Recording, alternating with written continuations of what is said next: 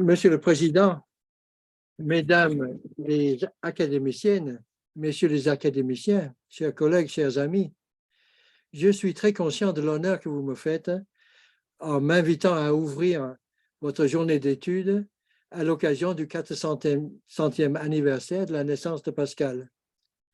Je regrette que les circonstances m'obligent à m'adresser à vous de loin et j'espère que la technologie me permettra de rendre mon propos compréhensible par tous.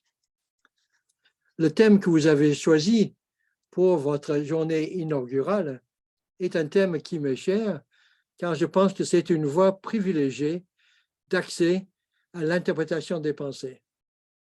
En effet, dans la tradition française, les pensées font l'objet surtout d'études littéraires. Et les historiens de la philosophie se concentrent sur les grands systèmes de Descartes, de Malebranche, de Spinoza. Et ils regardent Pascal non pas comme un philosophe, mais comme un apologiste et un croyant, tout simplement. Et ils lui refusent le statut de philosophe, tout simplement parce qu'il n'est pas cartésien. En effet, ils ont raison sur ce point. Pascal n'est pas cartésien. Je reviendrai sur ce point. De plus, les rares études sur la libre pensée au XVIIe siècle, telles que celle de René Pintard, relèguent la libre pensée en dénonçant l'incohérence des libertins érudits, dont les œuvres sont poussées dans les coulisses du grand siècle.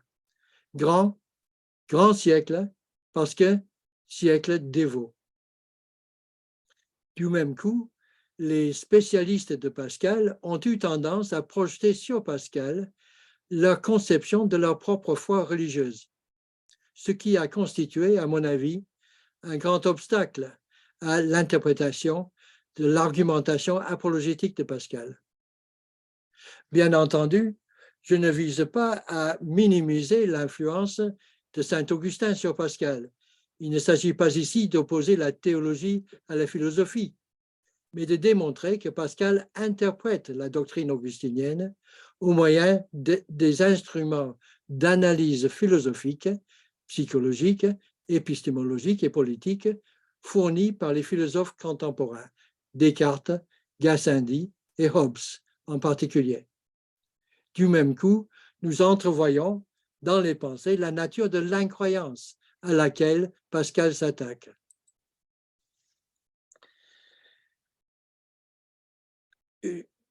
Au commencement fut Montaigne, dont on sait que les essais sont le livre de M. Pascal. On connaît bien l'influence de Montaigne sur Pascal et les citations dans les pensées. Je ne retiendrai que deux éléments de la pensée de Montaigne. La mise en doute permanente des capacités de la raison, le pyrrhonisme de Montaigne, puisque pour Pascal, le pyrrhonisme est le vrai, même si l'authentique pyrrhonisme est détourné par Pascal, qui fait le bilan et tire les conclusions de nos incertitudes, au lieu de poursuivre l'enquête dans le doute. Deuxième élément que je retiendrai, ce sont les statuts et les effets de la coutume. Nous sommes chrétiens au même titre que nous sommes allemands ou périgourdins. Il ne fait aucun doute qu'aux yeux de Montaigne, la foi religieuse des hommes, la foi humaine, sans la grâce, est un effet de la coutume. Or, l'apologie pascalienne vise à inculquer cette foi-là à son interlocuteur, une foi humaine nécessairement, puisque, bien évidemment, l'apologiste ne dispose pas de la grâce. Je proposerai une interprétation de l'anthropologie pascalienne qui est fondée, comme on le sait, sur la vanité et sur la misère de l'homme sans Dieu. La vanité est l'absence de sens de la vie et du monde, tel que nous le vivons. Nous l'appellerions aujourd'hui l'absurde. La vanité choque Pascal et l'indigne, et lui est insupportable par l'ennui, au sens fort, qu'elle lui inspire, un sentiment d'angoisse et de dégoût existentiel. La misère, c'est le fait pour l'homme de vivre dans un univers en proie à la vanité. C'est l'expérience douloureuse de l'absurde, de l'absence de sens. Le sentiment de la misère de l'incroyant, de l'homme sans Dieu, s'inspire donc d'une nostalgie du sens, d'une conception rationnelle de l'ordre légitime des raisons, de la raison, et du constat d'un désordre, d'un renversement de l'ordre dans la nature humaine.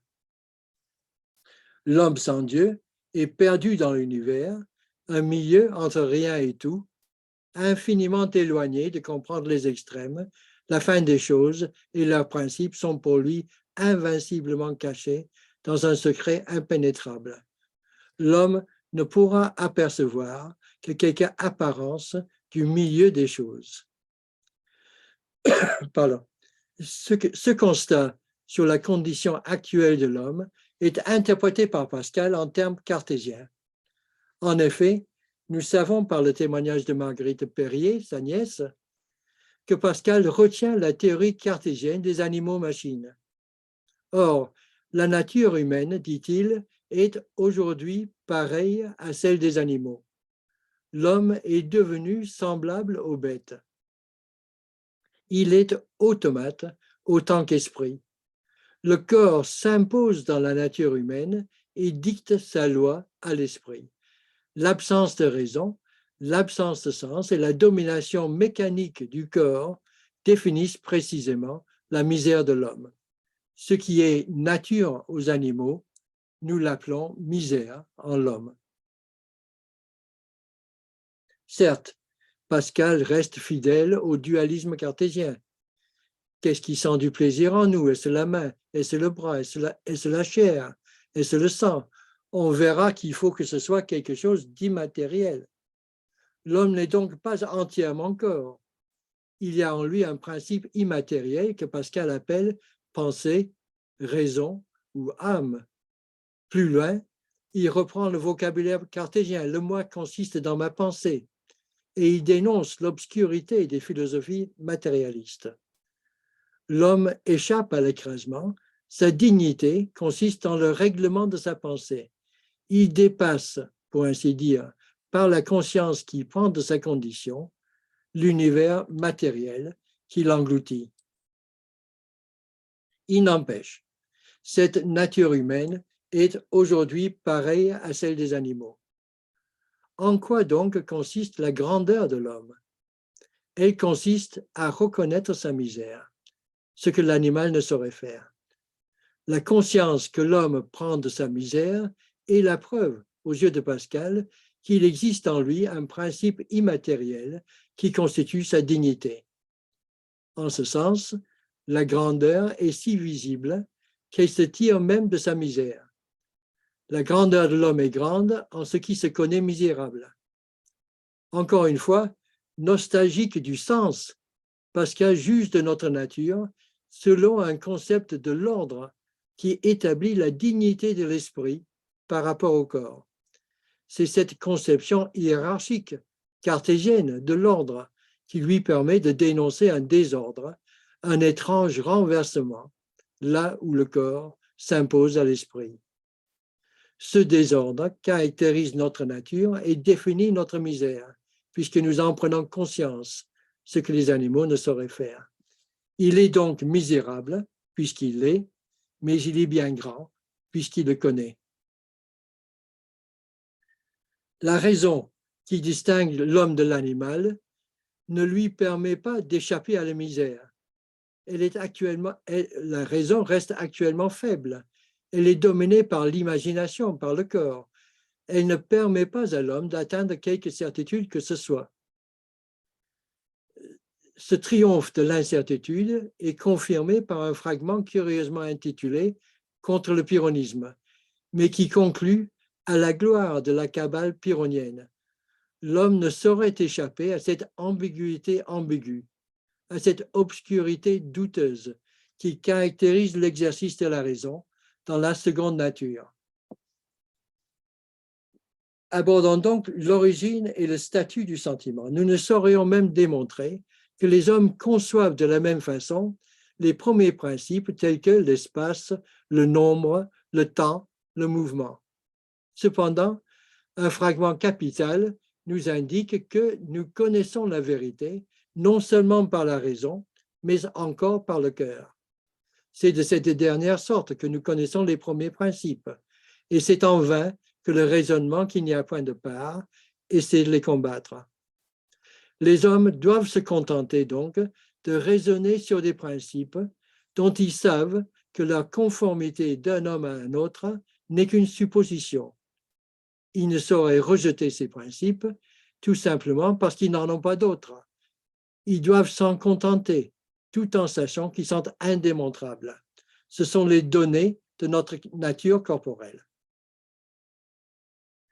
La raison et le cœur sont donc deux facultés psychologiques distinctes qui ont un statut épistémologique différent.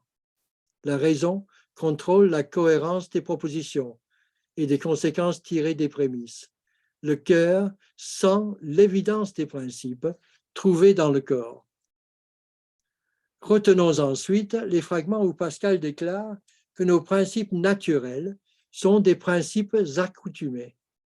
Nous y retrouvons la leçon de Montaigne. Qu'est-ce que nos principes naturels, sinon nos principes accoutumés? Une différente coutume en donnera d'autres principes naturels. Encore autre fragment, la coutume est une seconde nature qui détruit la première. Regardons alors le fragment qui oppose pyrrhonien et dogmatiste.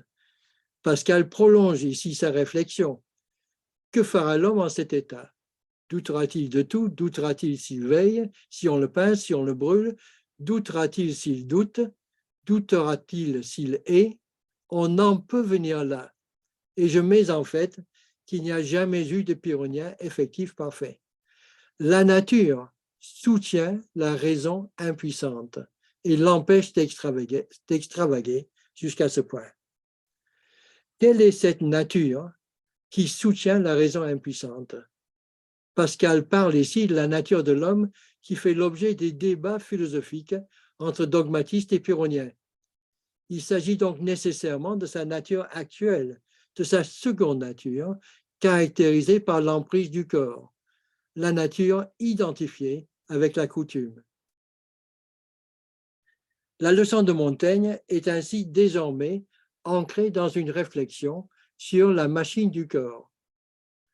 Notre âme est jetée dans le corps, c'est le début du fragment du Paris. Notre âme est jetée dans le corps où elle trouve nombre, temps, dimension. Elle raisonne là-dessus et appelle cela nature, nécessité, et ne peut croire autre chose.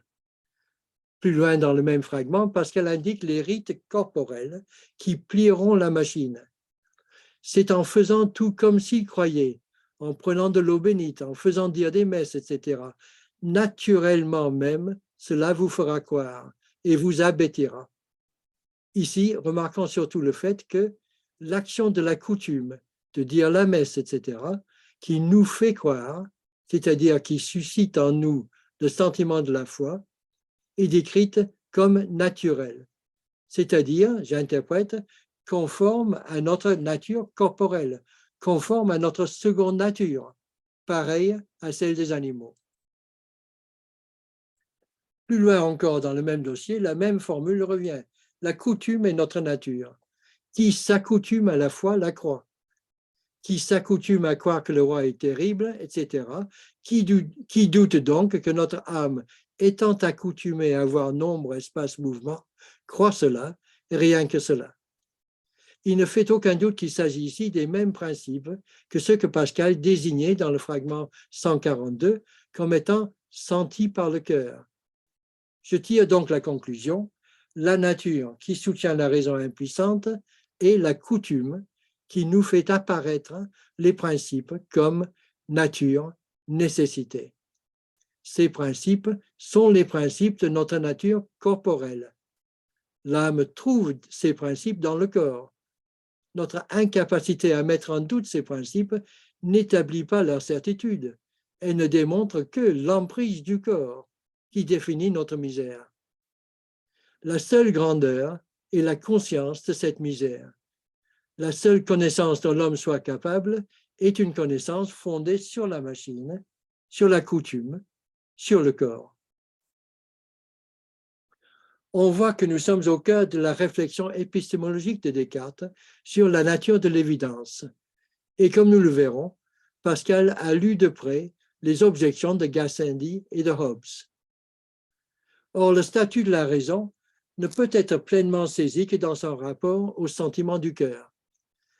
C'est un des problèmes les plus complexes dans l'interprétation des pensées. On comprend mal comment le cœur peut être le siège de sentiments tels que l'amour et la foi, et aussi l'instrument par lequel l'homme appréhende les idées primitives ou principes, tels que l'espace, le temps, le mouvement et le nombre. Le sentiment, chez Pascal, semble être à la fois émotion et perception. Je prends l'exemple du sentiment de l'amour sous la forme de l'amour-propre. On sait que l'analyse pascalienne de l'amour-propre se fonde sur la doctrine augustinienne des deux amours. Cependant, Pascal apporte une analyse proprement philosophique de ce qui constitue la dépravation du moi haïssable, qui se fait centre de tout. En cela, il est déraisonnable et injuste. Si nous naissions raisonnables et indifférents, et connaissant nous et les autres, nous ne donnerions point cette inclination à notre volonté. En effet, l'amour-propre se heurte à ce que Pascal appelle ici l'ordre, car tout tend à soi, cela est contre tout ordre, il faut tendre au général. Il existe donc un ordre raisonnable et juste de l'amour. Quel est-il? Pascal donne à la doctrine augustinienne des deux amours une expression profane, philosophique. Je dis que le cœur aime l'être universel naturellement et soi-même naturellement, selon qu'il s'y adonne. Et il se durcit contre l'un ou l'autre à son choix. Ici, Pascal oppose l'être individuel du moi à l'être universel. L'être universel est le tout dont l'être individuel fait partie. Le choix de la volonté est donc de s'aimer soi-même au mépris de l'amour qu'elle doit, selon l'ordre, à l'être universel. Ce choix n'est pas raisonnable. Vous avez rejeté l'un, l'amour de l'être universel, et conservé l'autre, l'amour de soi-même. Est-ce par raison que vous vous aimez? Demande-t-il dans le même fragment du Paris. Le désordre consiste à préférer la partie au tout et à concevoir les intérêts de cette partie comme contraires à ceux du tout. Ce désordre est une déraison, symptôme d'une dépravation de la volonté. Or, la définition de l'ordre de l'amour, l'analyse du moi haïssable et de l'être aimable de Dieu est fondée très précisément sur la définition cartésienne des passions ou sentiments de l'âme, de l'amour et de la haine. Je cite l'article 79 des Passions de Descartes, l'amour est une émotion de l'âme causée par le mouvement des esprits qui l'incite à se joindre de volonté aux objets qui paraissent lui être convenables. Et la haine est une émotion causée par les esprits qui incite l'âme à vouloir être séparée des objets qui se présentent à elle comme nuisibles. Descartes précise alors ce que c'est que se joindre ou séparer de volonté. Il entend parler du consentement par lequel on se considère dès à présent comme joint avec ce qu'on aime, en sorte qu'on imagine un tout duquel on pense être seulement une partie et que la chose aimée en est une autre. Cette définition fonde l'ordre pascalien de l'amour. L'ordre qui porte le moi à aimer l'être universel est conforme à la définition cartésienne de l'amour qui porte la volonté à se joindre au tout dont elle fait partie. De même, le moi haïssable est celui qui ne se considère pas comme la partie d'un tout, mais comme un tout séparé. En la haine, on se considère seul comme un tout, entièrement séparé de la chose pour laquelle on a de l'aversion. Il existe donc dans les pensées la conception d'un ordre fondamental, raisonnable et juste, qui permet de dénoncer le désordre du moi haïssable comme une déraison symptomatique de la corruption, comme une chose monstrueuse, un enchantement incompréhensible, et un assoupissement surnaturel qui marque une force toute puissante qui le cause. Et c'est cette conception de l'ordre, se fonde sur les termes mêmes de la définition cartésienne de la passion de l'amour. L'amour est un sentiment, cela va de soi. Et son siège est non pas l'intelligence, l'esprit, mais le cœur. Mais la mémoire est aussi un sentiment. Elle est nécessaire pour toutes les opérations de la raison. De plus, c'est sur les connaissances du cœur et de l'instinct qu'il faut que la raison s'appuie. C'est le cœur qui sent les principes comme qu'il y a d'espace, temps, mouvement, nombre. Et c'est en ce sens que tout notre raisonnement se réduit à céder aux sentiments. Les instruments initiaux, les concepts élémentaires, les premiers principes de tous nos raisonnements nous sont fournis par le cœur. D'où vient ce sentiment des principes? Voyons donc comment est créé un sentiment chez Pascal. Car il ne faut pas se méconnaître, nous sommes automates autant qu'esprit. La coutume incline l'automate qui entraîne l'esprit sans qu'il y pense. Ce mécanisme nous est familier dans le vocabulaire qui caractérise l'argument du pari sous la forme d'abêtissement. Naturellement même, cela vous fera croire et vous abêtira.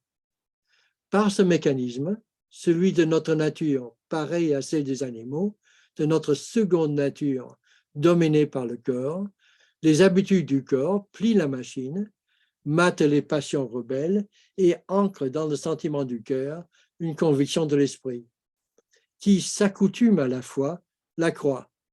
C'est la loi de toutes nos opinions, de toutes nos convictions, de tous nos sentiments.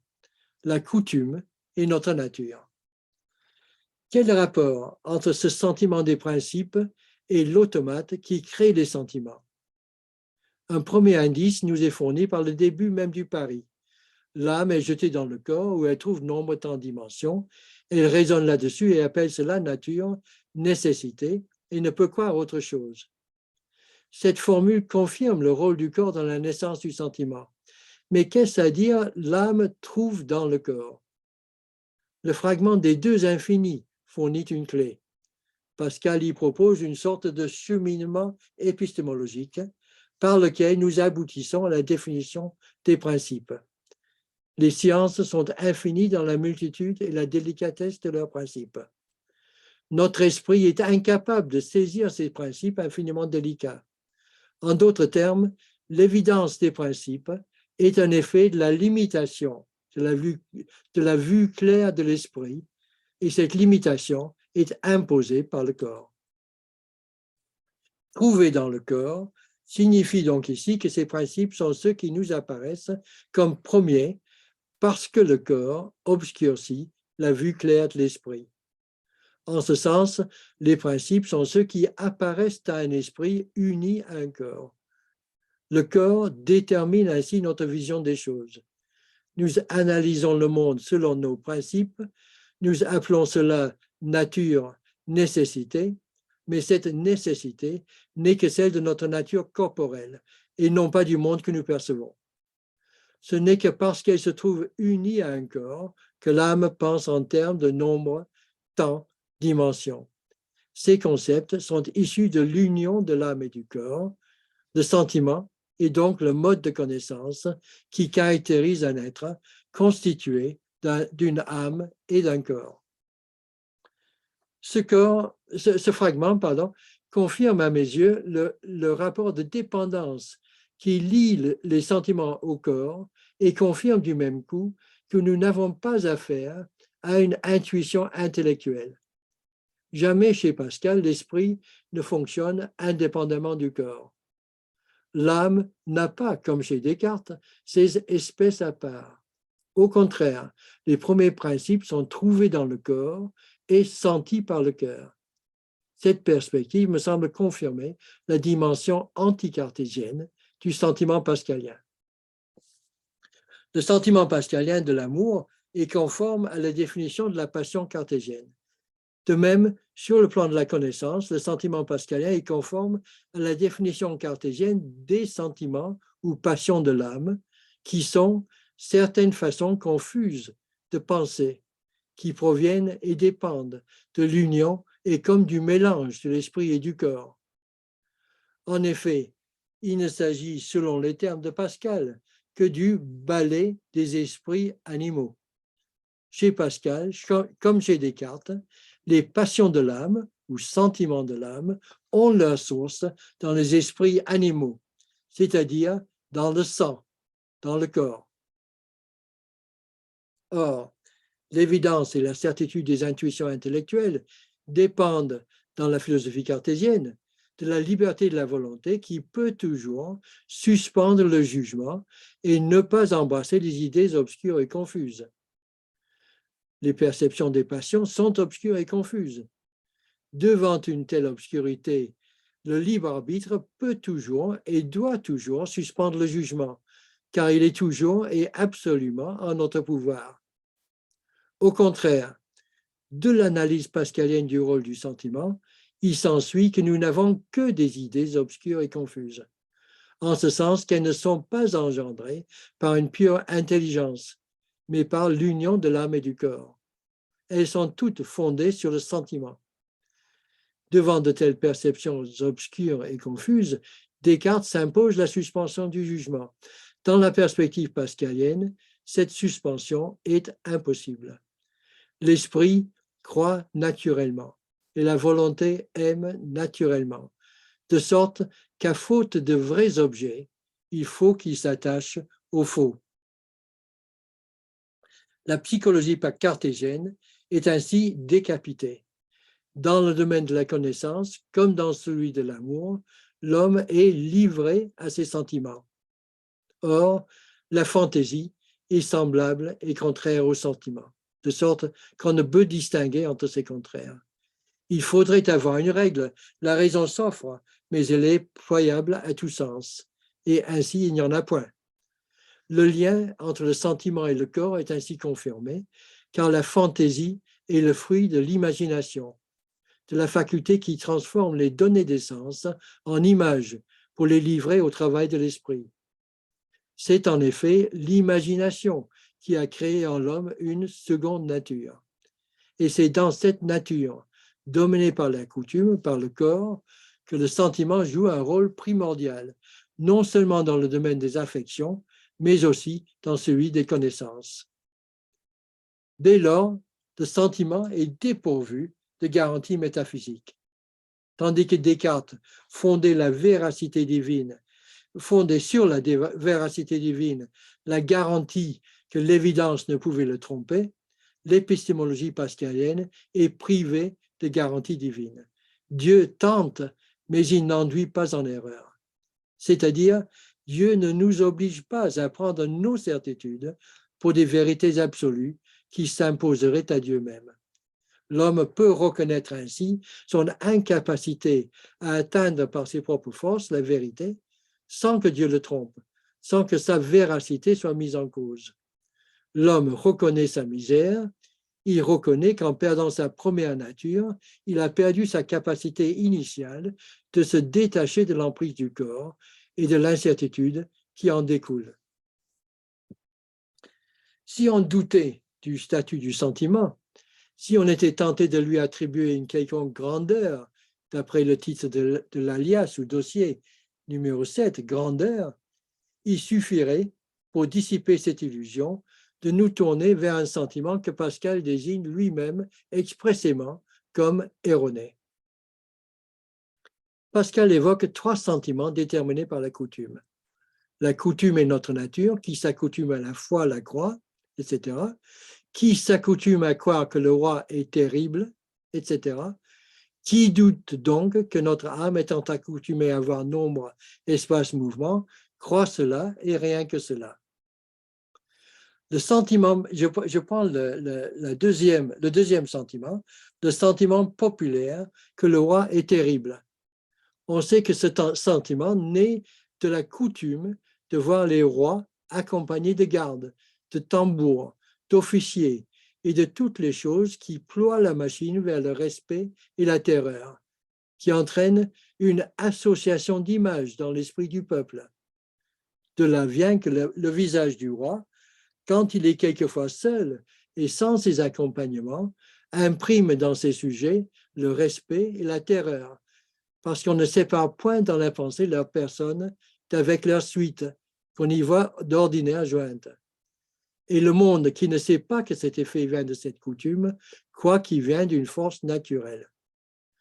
Le sentiment donc que le roi est terrible est une illusion imposée par la coutume au moyen d'une association d'images trompeuses, effet de l'imagination. En effet, on sait que la légitimité de l'autorité souveraine est fondée, selon Pascal, en premier lieu sur la force. Ne pouvant faire que ce qui est juste fut fort, on a fait que ce qui est fort fut juste. Le sentiment que le roi est terrible est une corde de l'imagination. Imposée par l'imagination et par la coutume, il fonde une opinion du peuple qui est saine, mais qui ne l'est pas dans sa tête, dans la tête du peuple, car il pense que la vérité est ou elle n'est pas. Notons au passage ce que Pascal doit ici à Hobbes, peut-être par l'intermédiaire de son traducteur Samuel Sorbière. On a fait que ce qui est fort fut juste. Ce n'est pas une véritable justice, mais elle est celle de la seconde nature. Elle est une illusion du peuple. Les demi-habiles dénoncent l'injustice fondamentale. Les habiles maintiennent cette illusion puisqu'elle est utile à la paix sociale. Les chrétiens parfaits reconnaissent qu'il est juste que Dieu nous soumette à des lois injustes en elles-mêmes, en punition de notre corruption. La gradation se fonde sur le positivisme juridique de Hobbes, aussi bien que sur l'anthropologie augustinienne. On a fondé et tiré de la concupiscence des règles admirables de police, de morale et de justice.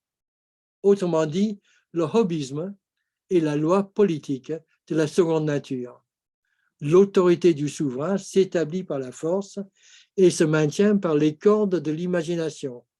C'est le fonctionnement de l'État politique sous la seconde nature.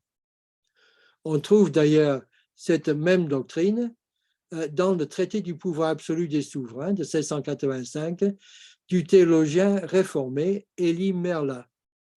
Et dans cet ouvrage, cette même doctrine est explicitement référée à l'alliance entre Augustin et Hobbes. Cette analyse du sentiment est confirmée par le statut accordé à l'imagination dans la psychologie pascalienne de la seconde nature.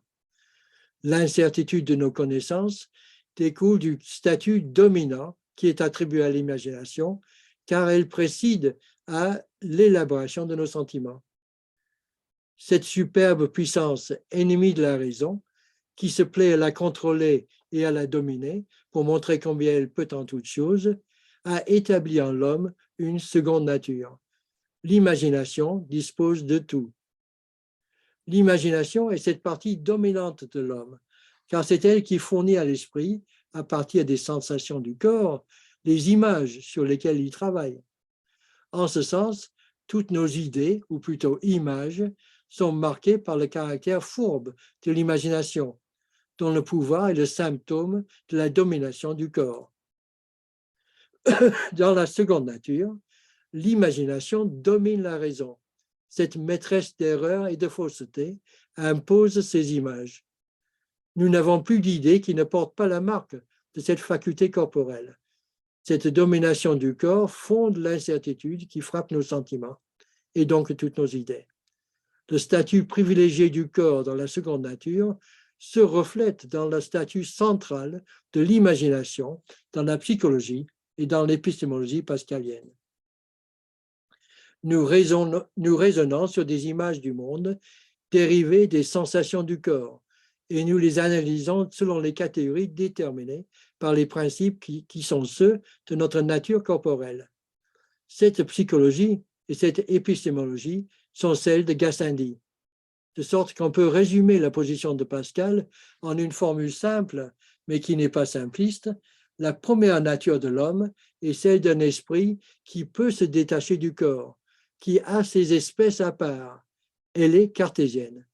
Après la chute, la seconde nature de l'homme, dominée par le corps, est gasseindiste. En effet, pour Gassendi, dans ses objections aux méditations métaphysiques de Descartes, nous n'avons aucun critère qui nous permette de distinguer, d'une part, l'idée dans l'intuition cartésienne et d'autre part, l'image fournie par la fantaisie ou imagination. Il insiste longuement auprès de Descartes pour que vous me donniez un signe grâce auquel je puisse reconnaître que je me sers tantôt d'un intellect qui ne soit pas imagination, tantôt d'une imagination qui ne soit pas intellection. De même pour Pascal, nous n'avons pas de critères qui permettent de distinguer entre le sentiment et la fantaisie. La fantaisie est semblable et contraire au sentiment. La psychologie cartésienne est ainsi décapitée et privée du point fixe de la certitude métaphysique. Nos perceptions sont en effet une suite et dépendance de ma nature. Ce ne sont pas des intuitions de l'intelligence indépendantes du corps, ce sont au contraire des perceptions confuses, dépendant de l'union de l'âme et du corps. Pascal propose ainsi une analyse proprement philosophique de la seconde nature augustinienne et il élabore son analyse au moyen des instruments psychologiques, politiques et épistémologiques fournis par les philosophes contemporains Descartes, Gassendi et Hobbes, qui permettent de confirmer la leçon de Montaigne sur la nature coutumière de la foi humaine, celle dont Pascal veut convaincre son interlocuteur.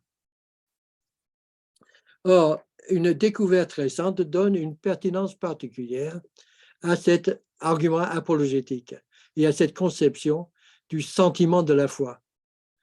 Gianluca Mori a récemment démontré que Guy Patin et le rédacteur, en collaboration avec Gabriel Naudet et Gassendi, du premier traité athée composé en France, intitulé Le Theophrastus Redivivus, rédigé en 1659.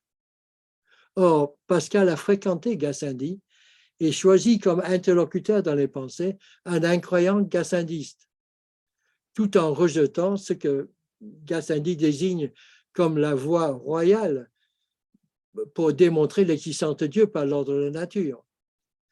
Gassendi, étant associé à Patin dans la rédaction d'un traité athée, propose cette voie royale par dissimulation.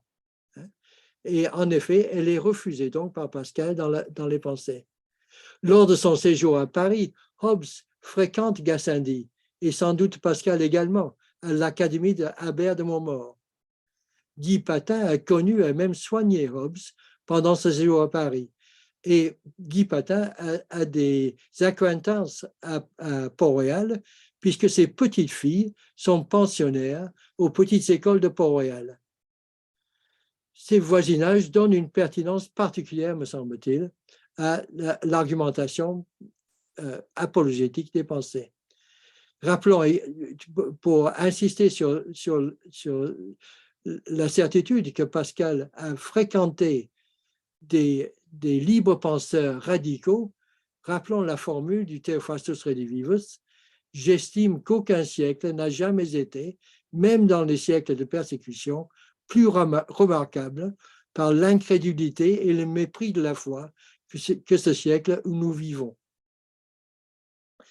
Les voisinages donc de Pascal avec ces libertins indiquent la pertinence de l'anthropologie des pensées pour les libres penseurs de son époque.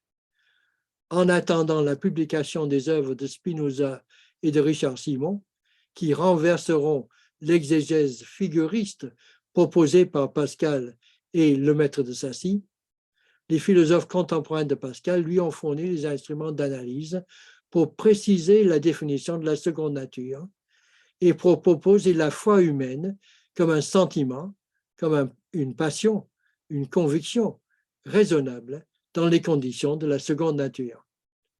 Je vous remercie.